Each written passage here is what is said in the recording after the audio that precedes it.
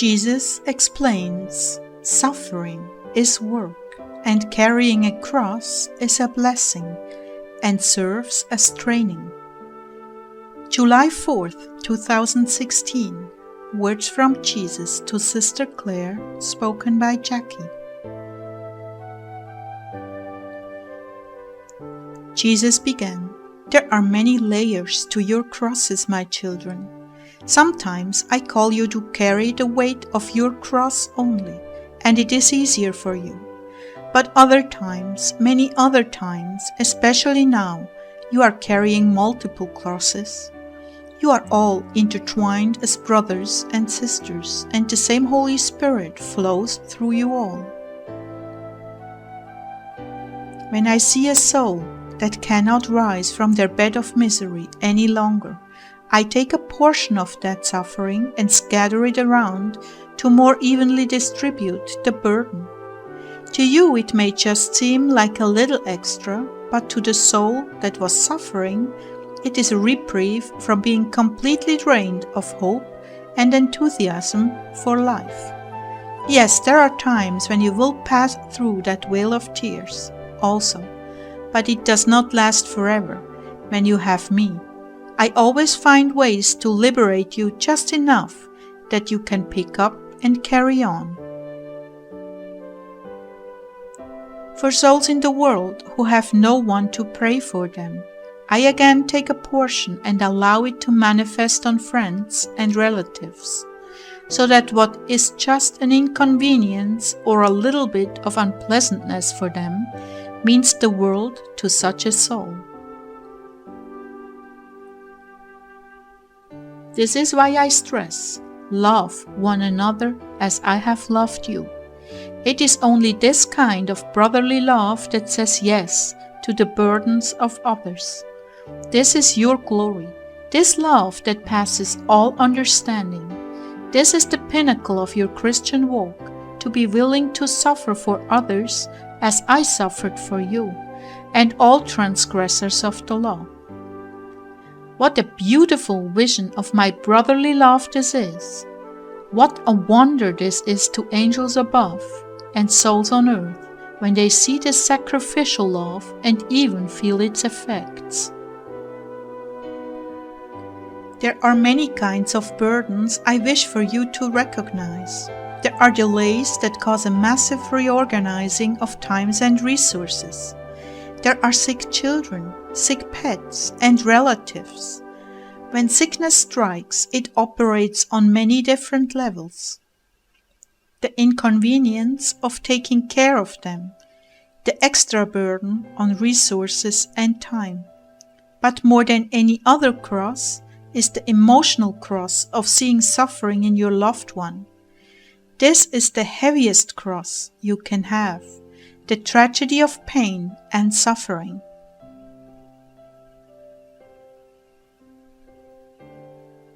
I do not allow these burdens easily. They are, above all others, training in maturity and agape love. They are the opportunity the soul needs to grow into who I created them to be. The world tells you all kinds of lies, especially the lie of the pain-free happy life. There is no such thing. Each person, whether you see it or not, is carrying a cross. If they are not with me, knowing me and my word, they do not see the purpose of the suffering. Rather, they perceive it as a punishment. Nothing could be further from the truth. Suffering teaches a soul to focus on what really matters. All the frivolity of life dims in comparison to the health and happiness of the one who is afflicted. But in the midst of that is the greatest gift you can give. When you are sick and suffering, life is draining out of you, and I capture that life and bless others with it. If you have given your life to me without any reservations, you will experience this kind of suffering.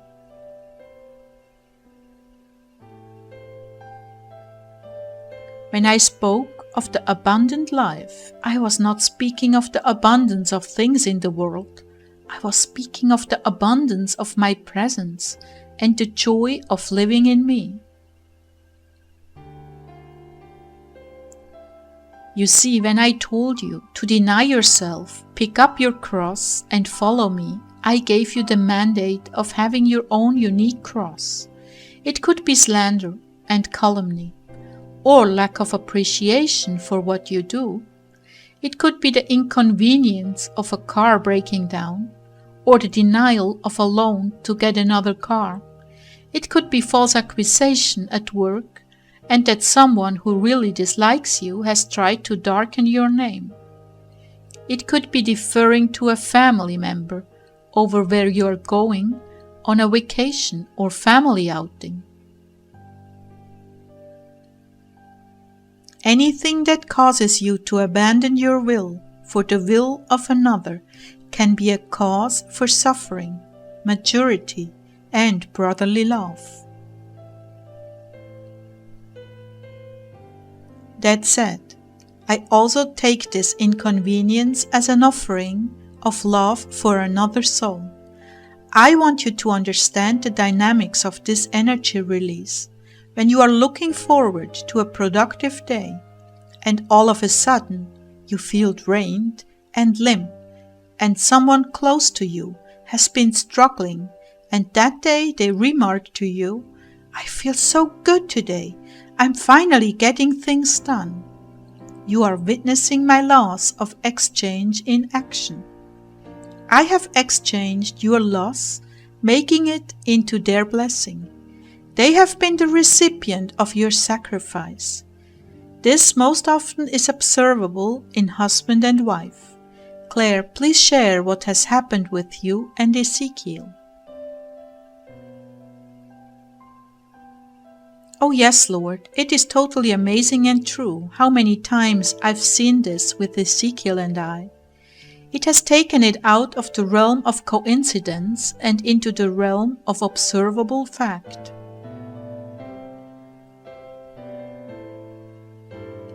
I remember especially on the mountain, when Ezekiel went into Española to minister on the streets for several days, and I was alone on the mountain with my son.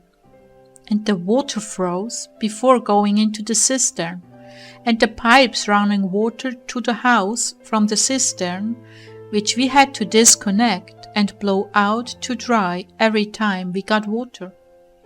Well, they froze to the point where the water wouldn't go all the way downhill to the house. And we had to melt snow over a fire and build fires on the ice uphill of the cistern to get water for the sheep and horses. I remember just sitting down and crying because it was just so very hard.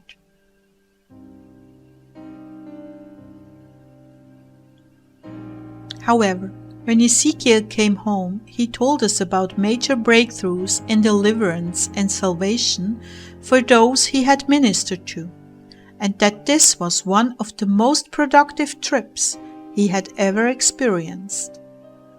My son and I just looked at each other and laughed. No wonder we suffered so much that week. But where is this in Scripture? Paul said in Colossians 1:24, "Now I rejoice in my sufferings for you, and I fill up in my flesh what is lacking in regard to Christ's afflictions for the sake of his body, which is the assembly." And in Sirach 2:1-6 it says, "My child, if you're going to serve the Lord, be prepared for times when you will be put to the test. Be sincere and determined. Keep calm when trouble comes. Stay with the Lord, never abandon him, and you will be prosperous at the end of your days. Accept whatever happens to you. Even if you suffer humiliation, be patient. Gold is tested by fire, and human character is tested in the furnace of humiliation. Trust the Lord, and he will help you. Walk straight in his ways, and put your hope in him." Jesus continued, so in your situation it was the suffering entailed in getting the barest necessities of life, water, for the animals. For someone else it may have been an old injury that flares up with arthritis. For someone else it may be a change in plans that delays the completion of a project. For another it might be a house that needs cleaning, but you simply don't have the time to do it. Or having to endure someone else's disorder and mess in your own space. While on the other side of the world are children who are barely skeletons. They may have had a meal that day for the first time in weeks. Another family could be on the run from ISIS, and your delay over cherished plans could be the graces needed for their escape from being murdered.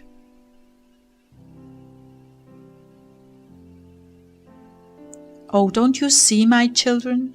It may be a little thing to you that means life to another. I'm telling you this because I want you to be cheerful givers and trust that every inconvenience in your life has a specific purpose. Every cross given has major significance in the salvation of souls. You will most likely not know about it until the day when all works are revealed. But you can trust me that I allowed it for a very, very good reason. This is also where undeserved suffering finds its meaning. Souls born into heart-wrenching and cruel poverty, where there is no food, and to stop their stomachs from hurting, they eat clay. Children born into dysfunctional drug-addicted families, in neighborhoods where only a small percentage of children survive the ravages of street gangs and illegal drugs. I have spoken with you all about this dynamic, where a soul makes a choice before birth and must live with that and die a premature death. These are things that will only be understood in heaven, looking back, but I share them with you now in hopes that you will not grow despondent over the suffering of others you cannot bring comfort to.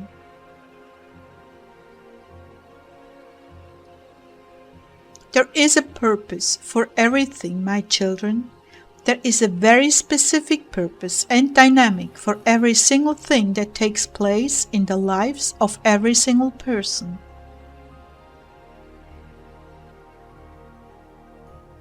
But I bring these things to your attention to tell you that you are working when you endure these sacrifices with equanimity and patience.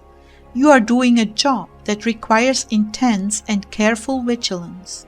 It's not just an inconvenience, it is a necessary work to alleviate the suffering of another. It's not just a sickness, it is a work of charity that another may be relieved long enough to get their hope back and rise up out of their particular pit to life in me, renewed. So I'm hoping to give you a fresh and heavenly perspective about your crosses, that you might rejoice when others find their way because you cheerfully gave me your all. This is the true meaning of deny yourself, pick up your cross, and follow me. So now I'm calling on you for this gift, because you are living in the perilous times before my return, a time when evil is good and good is evil, a time when darkness is so gross, covering the earth, that nothing seems to make sense anymore. A time when souls are born into the most despicable circumstances and stripped of all human dignity.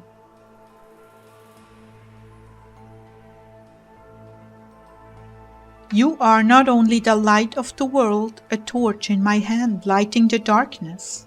You are also the medicine I've sent into the world to bring healing, understanding, resolution, and the vessels of my love, the most powerful remedy of love. I want you to recognize this in these final hours before you're catching up. I want you to be at peace in the midst of various trials you find yourself in, various contradictions, things that make no sense. Please, I want you to know that every good you do will someday be rewarded. And every one of these trials and contradictions has meaning to me.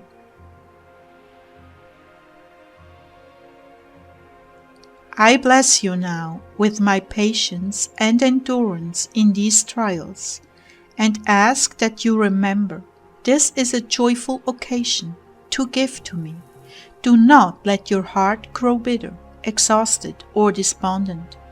Know that each one of these things is a work, a hard work, and you will not lose your reward in heaven